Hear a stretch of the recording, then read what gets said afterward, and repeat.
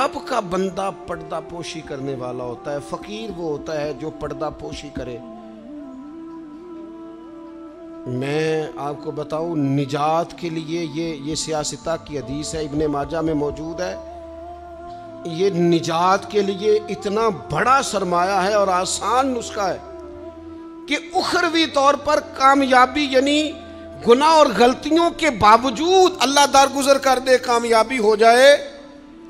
नबी पाक अलैहिस्सलातु सलाम ने फरमाया, तू दुनिया में किसी की पर्दा पोशी कर, अल्लाह कयामत के दिन तेरी पर्दा पोशी कर देगा। पता है इसका माना क्या है?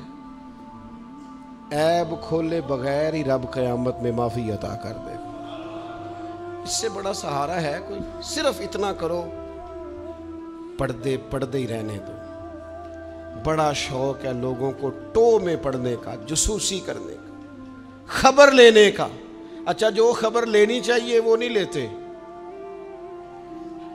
मोहल्ले में किसकी हरकतें गलत है वो सबको पता है, लेकिन भूखा कौन कौन है, बिल किस किस का आया है और परेशान है ये नहीं पता, किसके बच्चे की स्कूल की फीस नहीं गई ये नहीं पता, बाकी गलत कौन कौन है माज़अल्लाह सारा पता रखते।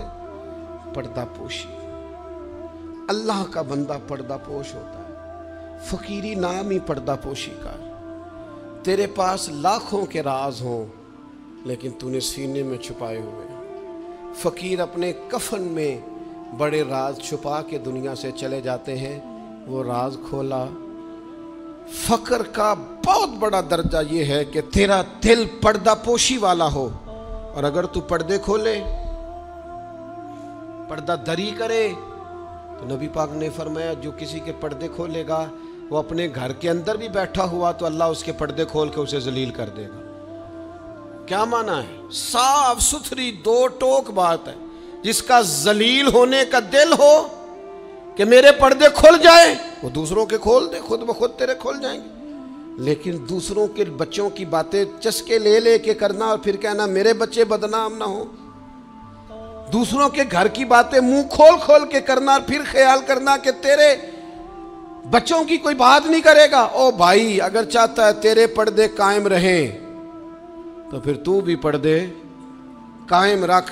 नबी करीम सल्लल्लाहु ताला अलैहि वसल्लम ने एक बात इरशाद फरमाई है, मुस्लिम शरीफ में है। अक्सर मैं कहता हूँ बाज़ बातों पर वजद हो जाता है, ये वजद वाली बात है। हुजूर अलैहिस्सलातु वस्सलाम फरमाते हैं अल्लाह हया वाला है, पर्दा पोशी वाला है। अल्लाह हया और पर्दा पोशी को पसंद फरमाता है। अल्लाह हया वाला है, पर्दे डालने वाला है। हया और पर्दा पोशी को अल्लाह, जो रब का पसंदीदा बनना चाहे, एक तो हया करे और दूसरा पर्दे डाले, इसका भी ऐब छुपाए, उसका भी ऐब छुपाए, उसके भी ऐब छुपाए। लेकिन यहाँ अगर तो तेरे पास दौलत और ताकत है तो फिर सारे ऐब छुपे हुए हैं, और अगर बंदा माड़ा है, गरीब है, तो फिर खोल खोल के मुंह बातें हो रही। मेरी गुर्बत ने किया मुझको ज़माने में बदनाम, तेरी दौलत ने तेरे ऐब छुपा रखे।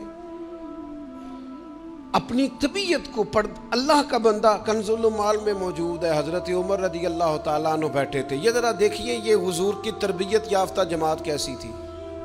सैयदना फारूक आज़म बैठे हैं, हज़रत जरीर इब्ने अब्दुल्ला रदी अल्लाह ताला अन्हु बैठे। एक आदमी की अचानक हवा खारिज हो गई और उसकी आवाज़ आई और बदबू फैल गई।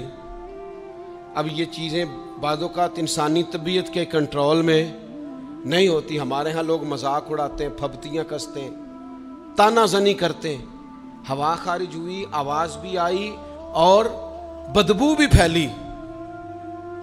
हज़रत जरीर इब्ने अब्दुल्ला फटाफट उठ के खड़े हुए, हज़रत उमर से अर्ज़ करने लगे हुजूर हम सारे जाके वज़ू ना कर रहे हैं, एक आदमी की हवा खारिज हुई है, वज़ू एक का टूटा है।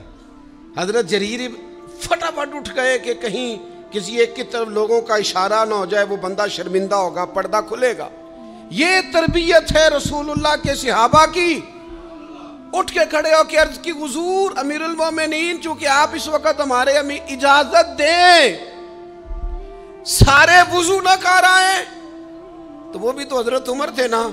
फरमाने लगे तू इस्लाम कबूल करने से पहले भी सरदार था कबीले का जरीर, तू आज भी सरदार ही है। तेरी बातें सरदारों वाली हैं, तेरी बातें जरा बड़ी बड़ी हैं, तेरा दिल जरा बड़ा है।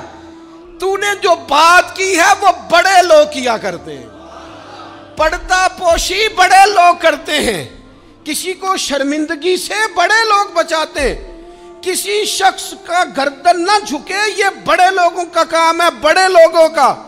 वो गर्दनें झुका के राजी नहीं होते, वो किसी को इज्जत दे के राजी होते हैं। तू बड़ा आदमी है, लिहाजा तूने बड़ी बात ही कर दी है।